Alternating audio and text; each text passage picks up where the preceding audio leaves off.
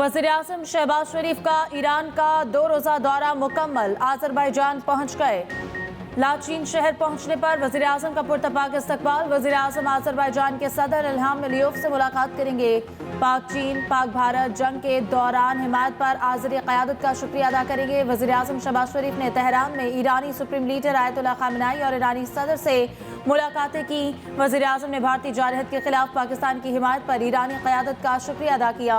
शहबाज शरीफ ने कहा, भारत से कश्मीर, पानी, तिजारत और इंसदाद दहशतगर्दी पर संजीदा मुज़ाकरात चाहते हैं। भारत ने दोबारा जारहत की तो भरपूर जवाब देंगे। शहबाज शरीफ का ईरान के पुरअमन न्यूक्लियर प्रोग्राम की हिमायत का ऐलान। दोनों मुल्कों का तिजारत और सरमायाकारी समेत मुख्तलिफ शोबों में ताउन बढ़ाने पर इत्तफाक।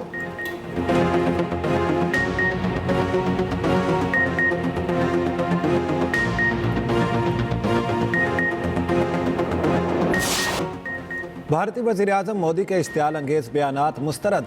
पाकिस्तान ने मोदी का गुजरात में दिया गया बयान इंतखाबी मुहिम का थिएटर करार दे दिया।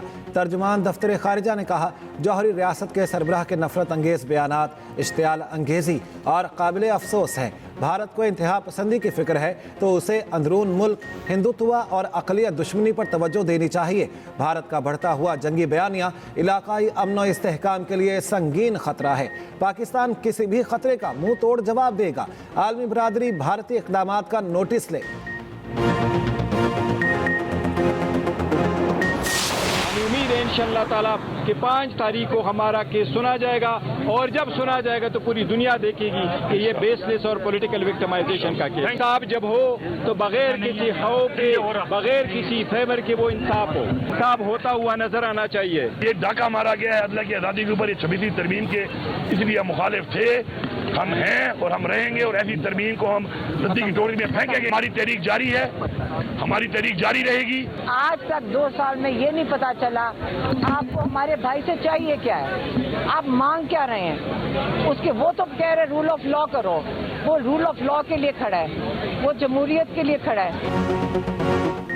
190 मिलियन पाउंड केस लिस्ट में आ गया। उम्मीद है कि 5 जून को केस सुना जाएगा। चेयरमैन पीटीआई बैरिस्टर गौहर की इस्लामाबाद हाई कोर्ट के बाहर मीडिया से गुफ्तगू। कहा, बानी का केस सुना जाएगा तो दुनिया को पता चलेगा ये सियासी इंतकाम का मुकदमा है। इंसाफ होता हुआ नजर आना चाहिए। बानी पीटीआई ने इंसाफ के लिए जिदोजहद की, आज खुद जेल में इंसाफ मांग रहे हैं। अली अमीन गंडापुर ने कहा, बानी पीटीआई के खिलाफ झूठे मुकदमात हैं। अदलिया से कहते हैं कि हक पर फैसले दें। हम 26वीं तरमीम को रद्दी की टोकरी में फेंकेंगे। हमारी तहरीक जारी है और जारी रहेगी। अलीमा खान ने कहा, बानी पीटीआई सिर्फ आइन के मुताबिक मुल्क चलाने की बात करते हैं।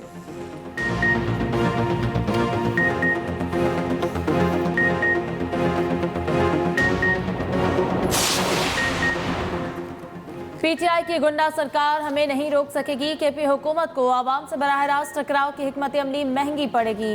अब सूबा बचाओ तहरीक का दायराकार खैबर पख्तूनख्वा के गली कूचों तक फैलेगा। पीपी चेयरमैन बिलावल भुट्टो की पीपी खैबर पख्तूनख्वा के सदर मोहम्मद अली शाह बादशाह से गुफ्तगू। बिलावल भुट्टो ने पेशावर में रैली पर तशद्दुद से मुतालिक दरियाफ्त किया। बिलावल भुट्टो ने कहा, करप्शन, लाकानूनियत और बेरोजगारी से तंग अवाम पर तशद्दुद काबिल मज़म्मत है। उधर पीटीआई कैंप जलाने पर पीपल्स पार्टी रहनुमाओं के खिलाफ मुकदमा दर्ज। हुमायूं खान, मोहम्मद अली शाह बादशाह और दीगर रहनुमाओं नामजद।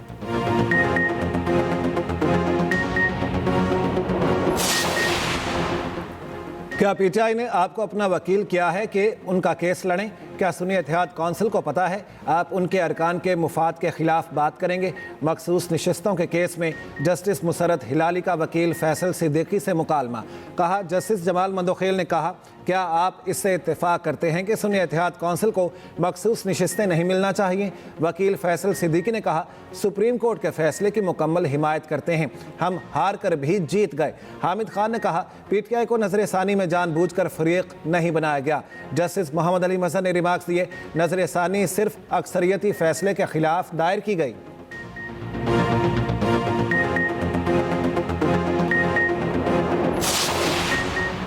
इस्लामाबाद हाई कोर्ट में ट्रांसफर जजेस की नई तकरीरी नहीं हुई। जजेस ट्रांसफर पर आए हैं तो नए हल्फ की जरूरत ही नहीं। जजेस ट्रांसफर केस में अटॉर्नी जनरल के दलाइल। कहा, सुप्रीम कोर्ट करार दे चुकी है, सेनेटरी तकरीरी के दिन से शुरू होगी। जस्टिस नईम अख्तर अफगान ने रिमार्क्स दिए, ट्रांसफर जजेस के लिए बुनियादी असूल क्या और कैसे तय किया गया? जस्टिस डोगर का लाहौर हाईकोर्ट में सीनियरिटी लिस्ट में 15 नंबर था। इस्लामाबाद हाईकोर्ट में सीनियरिटी कैसे और किस असूल के तहत दी गई? अटॉर्नी जनरल ने कहा, जब एक जज एडिशनल जज के तौर पर हल्फ लेता है तो इसकी सीनियरिटी शुरू हो जाती है।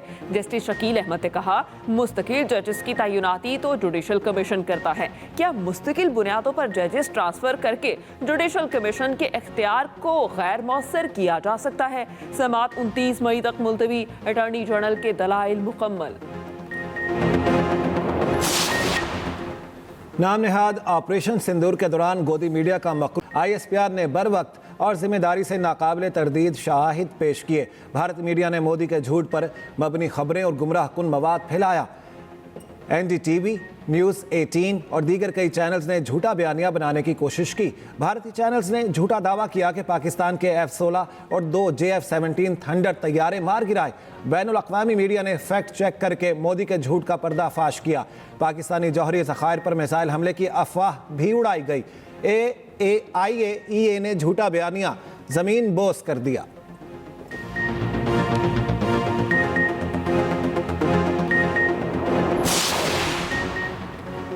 भारतीय अपोजिशन लीडर राहुल गांधी का कहना है, भारत की खारिजा पॉलिसी नाकाम हो गई। पाकिस्तान के खिलाफ किसी मुल्क ने साथ नहीं दिया। वजीर खारजा जयशंकर से राहुल गांधी के फिर से सवालात पूछा। अमरीकी सदर ट्रंप से दोनों मुमालिक के दरमियान सालसी करने के लिए किसने कहा?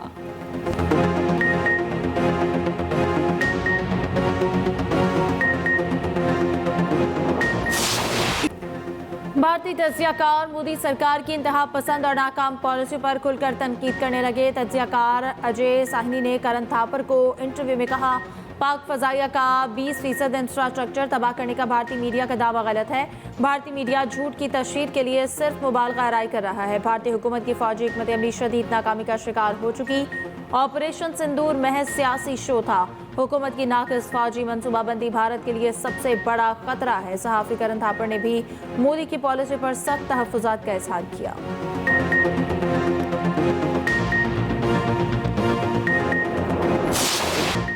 पहलगाम ड्रामा मोदी की साजिश, बिहार इलेक्शन जीतने के लिए किया गया।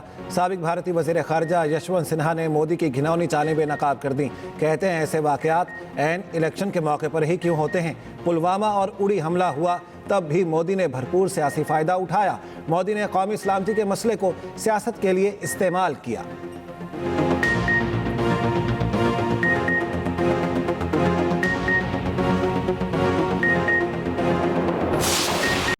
वफाकी वज़ीर दाखिला मोहसिन नकवी की मशहद में हज़रत इमाम अली रज़ा अलैहिस्सलाम के रोज़े पर हाज़री। हरम के मुख्तलिफ हिस्से देखे, नवाफिल अदा की और खुसूसी दुआ की। एयरपोर्ट पर खरासान के गवर्नर जनरल गुलाम हुसैन मुसवरी ने मोहसिन नकवी का इस्तकबाल किया। मोहसिन नकवी ने पाकिस्तानी ज़ायरीन के लिए खुसूसी इंतज़ामात पर ईरानी हुकूमत का शुक्रिया अदा किया। गैस का गर्दिशी कर्जा खत्म करने के लिए जामे प्लान। IMF के हवाले ज़राए के मुताबिक गैस के शोबे में गर्दिशी कर्जा 3000 अरब रुपए के करीब पहुंच गया। IMF को गैस कंपनियों की 5 साला कारकर्दगी पेश। हुकूमती ज़राए का कहना है, गैस सेक्टर का गर्दिशी कर्जा आइंदा 5 साल में ख़त्म करने का हदफ काबिल अमल है। IMF की जानिब से ताहाल मुकम्मल मंजूरी नहीं दी गई।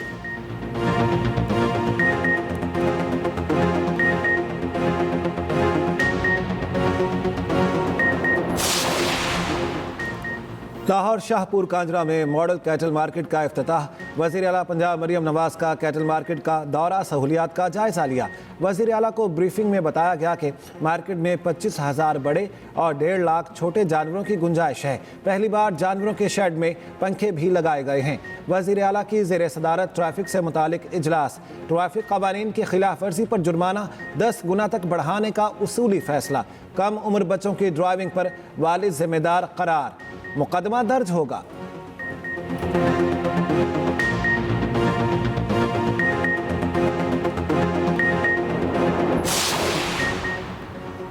कराची में HEC और FPCCI के इश्तराक से सिंध इनोवेटिव स्टार्टअप नुमाइश। वज़ीर आला सिंध मुराद अली शाह का नए आइडियाज स्टॉल्स का दौरा। तकरीब से खिताब में वज़ीर आला ने कहा, सुनते थे इंडस्ट्री और तालीमी इदारे में ताल्लुक ना हो तो तरक्की नहीं होगी। अब स्टार्टअप मंसूबों के लिए सनत की मदद आ गई है। सिंध की तारीख इनोवेशन से भरी पड़ी है।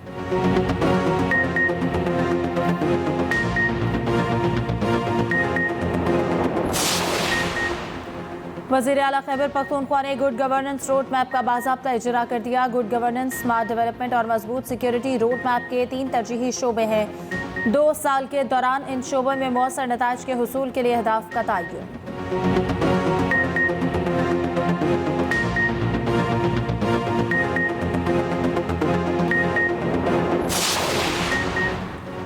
कराची में बिजली की तवील लोड शेडिंग, जमात इस्लामी के इलेक्ट्रिक के खिलाफ सिंध हाई कोर्ट पहुंच गई। फौरी समाअत की दरख्वास्त दायर कर दी। अमीर जमात इस्लामी कराची मुनीम जफर कहते हैं कराची के शहरी 18 घंटे की लोड शेडिंग भुगत रहे हैं। शहर में पानी का भी बहुत बड़ा मसला है। मसाइल के हल के लिए गवर्नर और वजीर आला हाउसेज पर धरना देना पड़ा तो देंगे।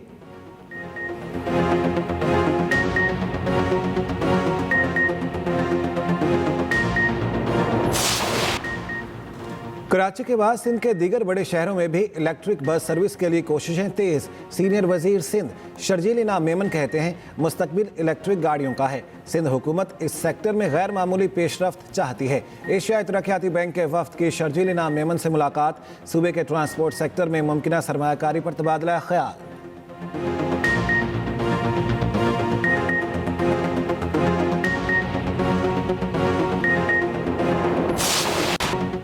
खबरदार होशियार, आज से 31 मई तक बादल जमकर बरसेंगे। मगरबी हवाओं का सिलसिला बालाई इलाकों में दाखिल होने को तैयार। मुख्तलिफ इलाकों में शदीद आंधी और बारिश की पेशगोई। कश्मीर, गिलगित बल्तिस्तान, पंजाब और KP में बादल बरसेंगे।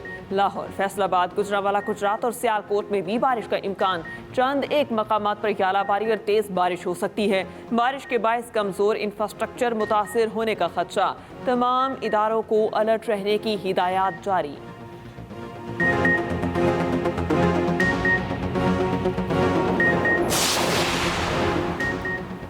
कल 28 मई को पंजाब के तमाम स्कूल्स खुले रहेंगे। पंजाब हुकूमत का यौम तकबीर पर स्कूल्स खुले रखने का फैसला। तमाम जिला एजुकेशन अथॉरिटीज़ को मरासला इरसाल। यौम तकबीर पर सरकारी स्कूल्स में तकरीबात होंगी।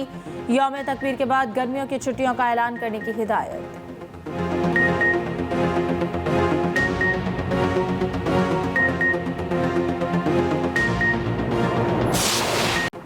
जुल्हज का चांद देखने के लिए मरकजी रोयत हिलाल कमेटी का इजलास आज इस्लामाबाद में होगा। लाहौर, कराची और पेशावर में जोनल कमेटियों के इजलास भी होंगे। सुपाको के मुताबिक आज चांद नजर आने के इम्कान तकरीबन ना होने के बराबर हैं। यकुम जुल्हज 29 मई को मुतवक्के। मुल्क भर में ईद उल अजहा 7 जून को होने का इम्कान है।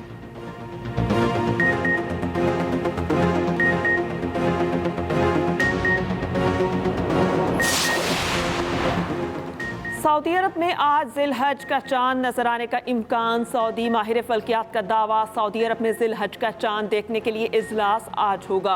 UAE में भी आज जिलहज का चांद नजर आने का इम्कान है। अमारात के फल्कियाती मरकज का कहना है मुत्तहिदा अरब अमारात में ईद उल अजहा 6 जून को हो सकती है। अबू धाबी में चांद दूरबीन के जरिए देखा जा सकेगा, जबकि ओमान, फलस्तीन के शहर अल कुद्स और काहिरा में चांद आंख से देखना मुमकिन होगा।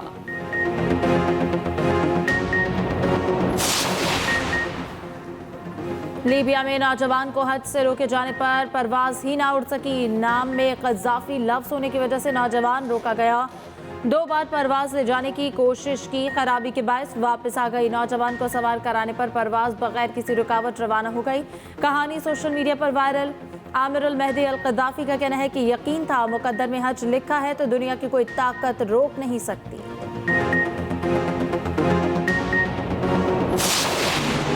बांग्लादेश में जमात इस्लामी को बड़ा रिलीफ। जमात इस्लामी रहनुमा अजहरुल इस्लाम की सजाए मौत का लदम करार। अजहरुल इस्लाम को फौरी रिहा करने का हुक्म। सुप्रीम कोर्ट के 7 रुकनी बेंच ने फैसला सुना दिया।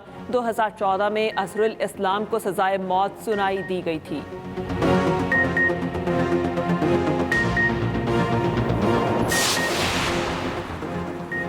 अमरीकी शहर फिलाडेल्फिया के पब्लिक पार्क में फायरिंग, 2 अफराद हलाक, 8 जख्मी। फायरिंग के बाद पार्क में भगदड़ मच गई।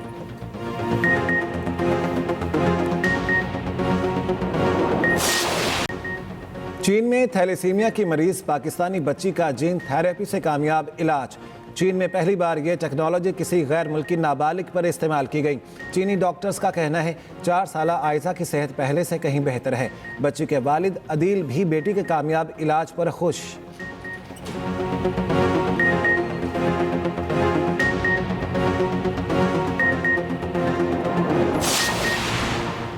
पाकिस्तान और बांग्लादेश के दरमियान पहला T20 कल खेला जाएगा। तीनों मैच कज़ाफ़ी स्टेडियम लाहौर में होंगे। मैच का आगाज़ रात 8 बजे होगा। दोनों टीमें आज शाम फ्लड लाइट्स में प्रैक्टिस करेंगी। दोनों कप्तान शाम को प्रेस कॉन्फ्रेंस करेंगे। ट्रॉफी की रूनुमाई भी होगी। दूसरी जानिब पाक बांग्लादेश सीरीज़ के लिए मैच ऑफिशल्स का ऐलान। रजन मंदुगाले मैच रेफरी होंगे। पहले मैच में आसिफ याकूब और राशिद रियाज बक्कार ऑन फील्ड अंपायर होंगे।